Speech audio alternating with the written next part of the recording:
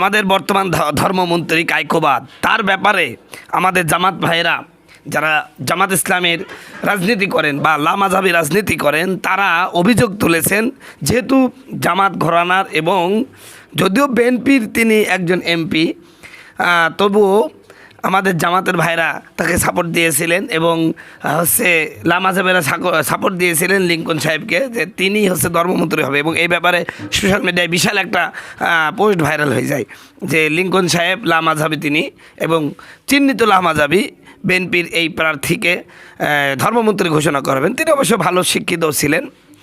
তো পরবর্তীতে আমাদের দেওবন্দি উলামায়ে কেরাম এবং বাংলাদেশে যেহেতু 90% মানুষ, 90 না 99% মানুষ হানাফি মাযহাবের অনুসারী, সেই দেশে একটা লামাযাবি লোক কখনোই ধর্মমন্ত্রী হতে পারে না। আপত্তির মুখে শেষ পর্যন্ত আমাদের কায়কোবাদ সাহেবকে ধর্মমন্ত্রী হিসেবে সিলেক্ট করা হয়। তো লামাযাবি ভাইয়েরা এবং এই জামাতের ভাইয়েরা এখন আমাদের বর্তমান যিনি ধর্মমন্ত্রীর দায়িত্ব পেলেন কায়কোবাদ সাহেব, তার ব্যাপারে অপপ্রচার চালাচ্ছেন যে তিনি 190 কোটি টাকা ঋণ খেলাপি। অথবা আমি ChatGPT এই কথাটা সার্চ করলাম যে আসলেই নাকি সে 190 কোটি ঋণ খেলাপি নাকি। তো ChatGPT-তে যেটা তথ্য পেলাম যে এটা কোনো সরকারি সূত্র দ্বারা বা কোনো আদালত বা ব্যাংকের সূত্রে এটা প্রমাণিত না। একজন রাজনৈতিক নেতা তার ব্যাপারে অভিযোগ তুলেছিলেন যে কায়কোবাদ হলো 190 কোটি টাকা ঋণ খেলাপি আছে।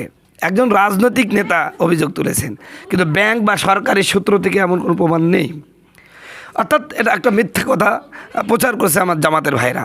আমি বলছি আমার জামাতের ভাইদেরও প্রায় 100টা কর্মী থাকলে 80টা কর্মী কিন্তু হানাফি, তারপর ওই 20% লামাযাবি আছে। আপনারা কেন একজন লামাযাবি শাইখকে অনুসরণ করছেন? বাংলাদেশে লামাযাবিদের কারণে ইসলামী আন্দোলনের সবচেয়ে বড় বাধা, ইসলামী আন্দোলনের জন্য সবচেয়ে বড় বাধা হলো লামাযাবিরা।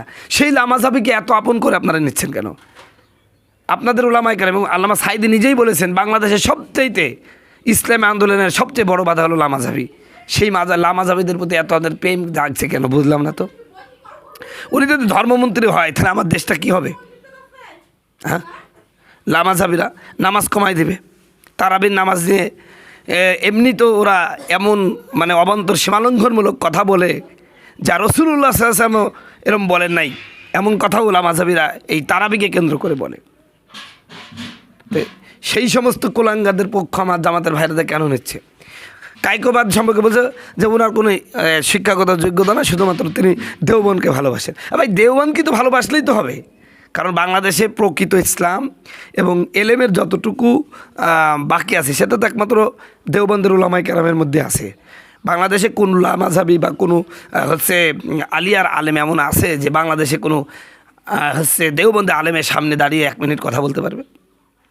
বাংলাদেশে এখনও 99% মানুষ দেওবন্দ মাসলাকের অনুসারী, হানাফি মাযহাব অনুসরণ করে চলে। সেই দেশে লামাযাবি একজন লোক মন্ত্রী হবে, এটা তো কখনো ভাবা যায় না। অতএব আপনারা হয়তো বা পস্তাচ্ছেন, খুব মনে মনে সফলতার বীজ বপন করতেছিলেন, কিন্তু হলো না বলেই আপনারা এইরকম মিথ্যা একটা লোকের ব্যাপারে, যেটা এখনও সরকারি সূত্র থেকে কোনো ব্যাংকের সূত্র থেকে প্রমাণিত না, তাকে একজন ঋণ খেলাপি হিসাবে আপনারা প্রচার করছেন। অপরাধ শুধুমাত্র যা আপনাদের লামাযাবি ওই এমপি মন্ত্রী না হয়ে কায়কোবাদ তিনি মন্ত্রী হয়েছেন। মনে রাখবেন, এদেশের এখন বলতেছেন ওই কোন আলেমকে তো কোনো মন্ত্রী দিল, তাতে হলাম ধানের সৃষ্টিকে যে 5জন আলেম দাঁড়িয়েছিল তারা তো কেউ পাস করে না, তো মন্ত্রী দেবে কেমনে? তারা তো এমপি হতে পারে নাই। আমাদের তো মন্ত্রিত্ব দরকার নাই, মন্ত্রীগুলো আমাদের কথা মতন চললেই হবে, এটা মনে রাখবেন ইনশাআল্লাহ।